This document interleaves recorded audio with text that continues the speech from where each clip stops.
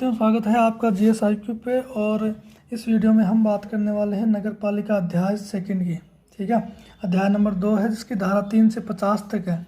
इसका नाम है नगर पालिकाओं का गठन और शासन। मतलब गठन का मतलब है कि नगर पालिकाएँ बनेंगी कैसे, ठीक है, सदस्यों का चुनाव कैसे होगा, ठीक है। और शासन का मतलब है कि ये संचालन कैसे होगा, इनका संचालन किस प्रकार से होगा। तो ये हम इस अध्याय में देखेंगे। और इसकी जो धारा है वो 3 से 50 तक है।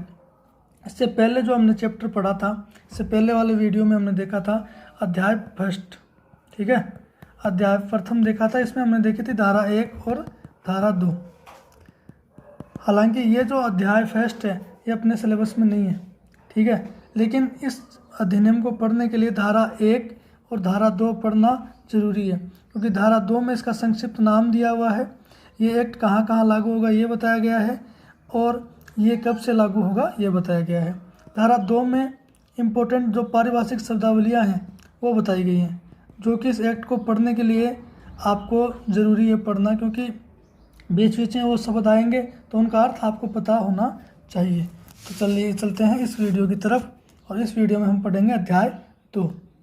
अध्याय 2 में ये अपना देखो सिलेबस है। सिलेबस में, अपने सिलेबस में देखो कितने अध्याय हैं। इसमें टोटल अगर एक्ट की बात करें तो इसमें 17 अध्याय हैं, 344 धाराएं हैं। लेकिन अपने जो सिलेबस है उसके अंदर केवल 9 कितने अध्याय हैं, केवल 9 अध्याय अपने सिलेबस में है। जो पहला जो अध्याय हमने पढ़ा था इससे पहले वाले वीडियो में, हालांकि वो अपने सिलेबस में नहीं है, लेकिन अपने उसको पढ़ना जरूरी था और अपने पढ़ लिया, ठीक है। तो अपने जो नगर पालिकाओं का गठन है, इस अध्याय का नाम है 2। अध्याय के बारे में चर्चा करेंगे, ठीक है। और अध्याय 3 जैसे कार्य संचालन, ये फोटो मैंने जो नगर पालिका अधिनियम जो ओरिजिनल एक्ट है, ठीक है, ऑफिशियल वेबसाइट पे है, वहाँ से जो मैंने डाउनलोड किया था उसके अंदर मैंने ये स्क्रीनशॉट लिया है इसका अध्याय 2 का। इसका नाम है नगर पालिकाओं का गठन और शासन। तो इसमें हम सबसे पहले पढ़ेंगे धारा 3। इस वीडियो में हम 2 धाराएं पढ़ेंगे, धारा 3 और धारा 4, ठीक है। तो धारा 3 सबसे पहले पढ़ेंगे, धारा 3। धारा 3 का क्या नाम है, नगर पालिकाओं का परिसीमन। नगर पालिकाओं के परिसीमन में देखो सबसे पहले तो ये बात है कि जितने भी ये काम होंगे ना, ये सारे काम होंगे राजपत्र में अधिसूचना के माध्यम से, ठीक है। अब ये लाइन तो आप फिक्स कर लो कि राजपत्र में अधिसूचना के माध्यम से। अब क्या क्या काम होंगे इस धारा में कि नगर पालिका को घोषित करना, सम्मिलित करना, अपवर्जित करना मतलब कुछ क्षेत्र को बाहर निकालना, और परिवर्तन करना। ये सारे शब्द हमने इसमें से की पॉइंट उठाए हैं। अब इन सब शब्दों का हम क्या देखेंगे, अर्थ देखेंगे कि इसका मतलब क्या होता है। तो चलिए ठीक है, इसमें से हमने कुछ की पॉइंट उठाए हैं। की पॉइंट उठाए, ये 6 की पॉइंट है। कौन से, किसी नगर पालिका को घोषित करना, नए क्षेत्रों को शामिल करना, कुछ क्षेत्र को नगर पालिका से अलग करना, और समामेलन करना मतलब 2 नगर पालिकाओं को मिलाना, और नगर पालिकाओं के टुकड़े करना, एक नगर पालिका को 2 में विभाजित कर देना, नगर पालिका की मान्यता को रद्द कर देना, ठीक है। देखते हैं जब किसी नगर पालिका, किसी क्षेत्र को नगर पालिका क्षेत्र घोषित किया जाता है तब क्या होता है, ठीक है। तो मान लो कि यहाँ पे ऐसे 2-3 गांव हैं, ठीक है। अब ये क्या कर रहे हैं कि जो नगर पालिका के लिए जो शर्तें हैं उसको फुलफिल कर रहे हैं। शर्तें जैसे मैंने आपको बताया था कि अगर जनसंख्या 25,000 से 1 लाख के तक हो तो इसको नगर पालिका घोषित करते हैं, ठीक है। और 1 लाख से 5 लाख के बीच हो तो इसको नगर परिषद कहते हैं, और 5 लाख से अधिक हो तो इसको हम क्या बोलते हैं, नगर निगम। ये एक हमने पहले एक 20 टॉप 20 क्वेश्चंस का डिस्कशन किया था, ठीक है। उस डिस्कशन में मैंने बताया था कि उसमें एक क्वेश्चन आया था, राजस्थान नगर पालिका अधिनियम, राजस्थान नगर पालिका अधिनियम में नगर पालिका से क्या तात्पर्य है, ठीक है। नगर पालिका से क्या तात्पर्य है, तो नगर पालिका से तात्पर्य ये तीनों नगर पालिकाएँ हैं। नगर परिषद भी नगर पालिका है, नगर निगम भी नगर पालिका है, लेकिन इनके जो शर्तें हैं वो अलग अलग हैं, ठीक है। तो ये हमने देख लिया। अब देखो नगर पालिका घोषित करेंगे तो क्या होगा,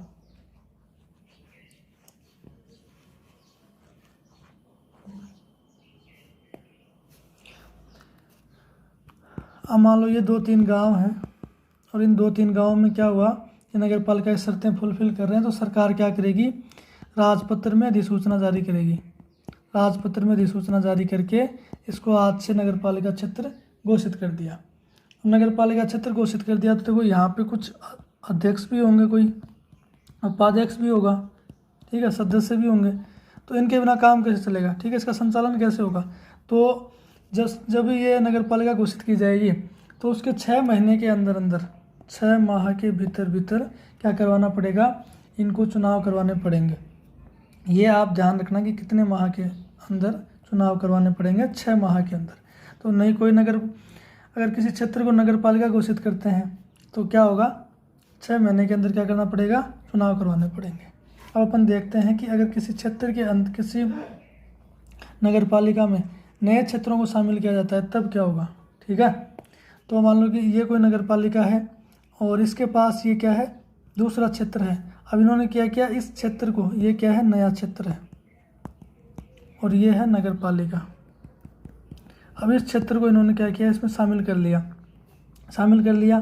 तो अब ये जो नया क्षेत्र है इसके लिए कुछ नए सदस्यों का चुनाव करवाना पड़ेगा, ठीक है, क्योंकि इससे भी तो कोई प्रतिनिधि निकल के आएगा। तो इस नए क्षेत्र के लिए इनको चुनाव करवाना पड़ेगा और 6 माह के भीतर भीतर करवाना पड़ेगा, ठीक है। तो ये शर्तें दोनों ध्यान रख लेना आप।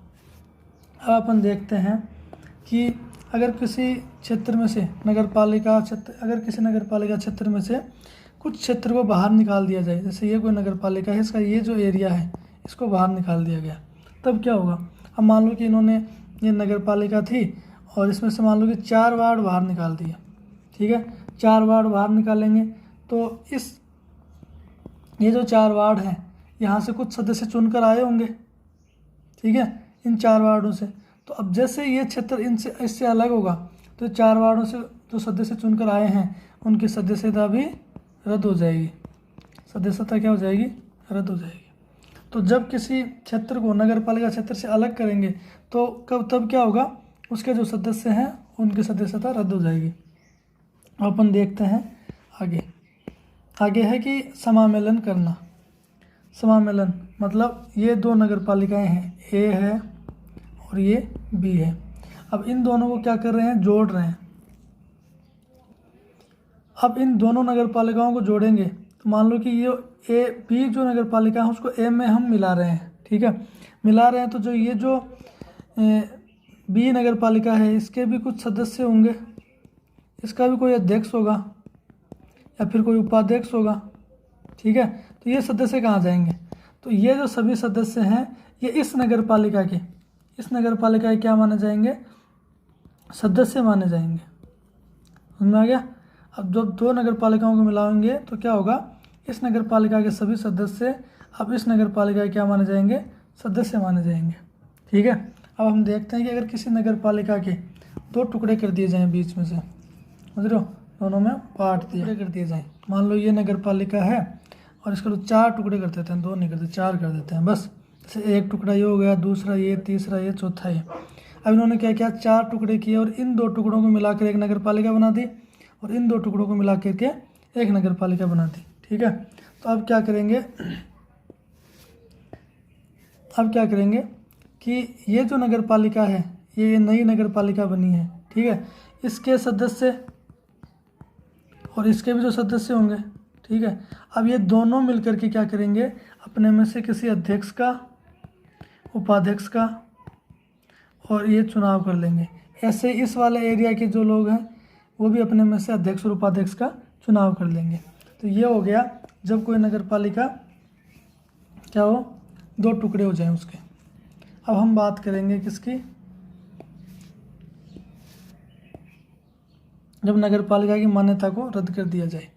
अब मान लो कि ये कोई नगर पालिका है और राज्य सरकार ने सूचना जारी की कि आज से ये नगर पालिका जो है नगर पालिका नहीं रहेगी और इसका जो स्टेटस है वो नगर पालिका का, वो मान्यता रद्द कर दी जाती है।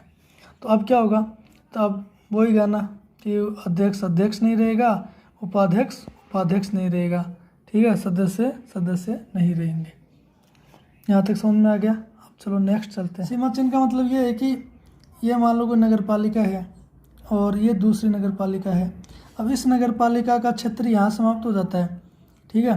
तो ये नगर पालिका यहाँ पर एक बोर्ड लगाएगी कि मुस्कुराइए कि आप इस नगर पालिका में हैं, या फिर ये जो नगर पालिका है ये अपना बोर्ड लगाए कि आप यहाँ पे स्टार्ट हो रही है हमारी नगर पालिका और यहाँ समाप्त हो रही है, ये यहाँ से लगाएगी। तो ये जो जिम्मेदारी है वो नगर पालिका के खुद की है, ठीक है। तो हर नगर पालिका की जिम्मेदारी है कि वो खुद के खर्चे से अपनी सीमा चिन्ह लगाएगी कि यहाँ से इस नगर पालिका का क्षेत्र समाप्त होता है और यहाँ से नगर पालिका का क्षेत्र प्रारंभ होता है, ठीक है। जैसे बोर्ड में वो कुछ भी लगा सकते हैं, जैसे कि लिख सकते हैं कि मुस्कुराइए कि आप शाहपुरा में हैं, ठीक है। और ये जो सारे काम होंगे किसकी अनुमति से होंगे? कलेक्टर की अनुमति से होंगे, ठीक है। सीमा चिन्ह हमने देख लिया। अब हम बात करते हैं आगे। अब मान लो कि अगर क्षेत्रों का स्थानांतरण हो, कोई नगर पालिका है, इसमें कुछ क्षेत्रों का स्थानांतरण हुआ है, तो अब ये इसके पास जो संपत्ति है, इसके पास हो सकता है, बिल्डिंग हो सकती है, नगर पालिका की गाड़ियाँ हो सकती हैं, ठीक है, ज़मीन हो सकती है। तो इस संपत्ति का क्या होगा, ये इसे हम वीडियो अभी देखेंगे। इस संपत्ति का क्या होगा? तो क्षेत्रों का स्थानांतरण होने पर संपत्ति का क्या? तो यदि नगर पालिका का अस्तित्व समाप्त हो जाता है, अगर कैंसिल कर दी जाती है, नगर पालिका की मान्यता रद्द हो जाती है, तो उसके जो पैसे हैं और संपत्ति है वो राज्य सरकार की संपत्ति बन जाएगी, ठीक है। अगर ऐसा नहीं है, यदि नगर पालिका अन्य प्राधिकरण के क्षेत्र में आती है, ठीक है, मान लो वो स्टेटस रद्द हो गया, लेकिन ये जो क्षेत्र है किसी दूसरे के प्राधिकरण के अंतर्गत आता है, तो ये जो धन और संपत्ति है उस प्राधिकरण की संपत्ति हो जाएगी। तीसरी बात, यदि नगर पालिका का क्षेत्र अन्य नगर पालिका को स्थानांतरित किया जाता है, मान लो ये नगर पालिका है और इसका क्षेत्र इसको स्थानांतरित किया जाता है, तो इसकी जो लायबिलिटीज़ हैं, जो दायित्व हैं और जो संपत्ति है वो इसकी संपत्ति और दायित्व बन जाएंगे, ठीक है। अब अपन आगे देखते हैं। मान लो कि ऐसा हो जाए कि यदि कोई क्षेत्र दो नगर पालिकाओं के बीच में आता हो, मान लिया कि ये एक नगर पालिका है, ये दूसरी नगर पालिका है, अब कोई क्षेत्र है वो यहाँ आता है बीच में, ठीक है। अब उसको कन्फ्यूजन है कि मैं इस नगर पालिका में हूँ या इस नगर पालिका में हूँ, ठीक है। मान लो कि कोई दो नगर पालिका थी, उनका बंटवारा हुआ और एक भाई साहब का घर था वो यहाँ था। अब वो कन्फ्यूजन है कि मैं इस नगर पालिका का एड्रेस में नाम लिखूँ या इस नगर पालिका का लिखूँ। तो ये जो तय करेगी वो कौन करेगी?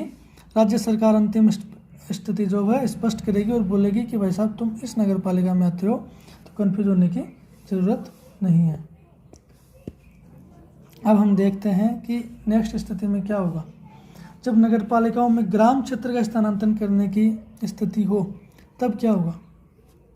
तो ये देखो, ग्राम क्षेत्र का स्थानांतरण होने की स्थिति में क्या होगा, ये देखिए। तो इसके लिए राज्य सरकार पहले क्या करेगी? अधिसूचना जारी करेगी और पंचायत का अधिकार समाप्त हो जाएगा। जैसे अधिसूचना जारी करेगी, उस क्षेत्र में जो पंचायत का अधिकार है वो क्या हो जाएगा? समाप्त हो जाएगा। और इस पंचायत के जो पंच हैं, सरपंच हैं, वो नगर पालिका के अतिरिक्त सदस्य माने जाएंगे। याद कर लेना आप, क्या माने जाएंगे? अतिरिक्त सदस्य माने जाएंगे। और इसकी जो संपत्ति देनदारियां हैं वो किसको, जो नगर पालिका है उसको हस्तांतरित कर दी जाएंगी और ये कर वसूलने के लिए क्या होंगे? अधिकृत होंगे।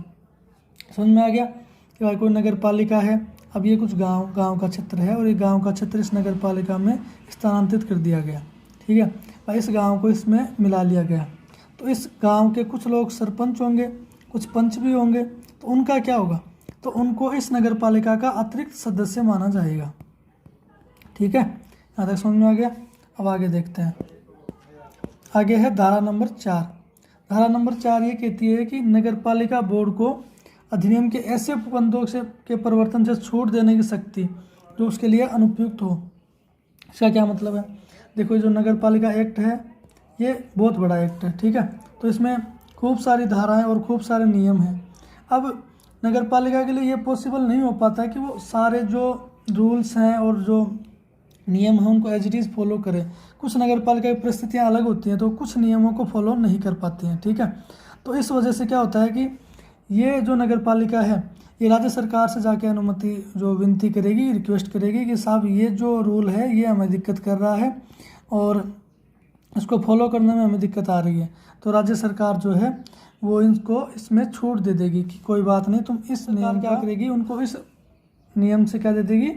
छूट दे देगी, ठीक है। तो धारा 4 का मतलब यही है कि जो कुछ नियम हैं उनमें छूट देनी पड़ी है।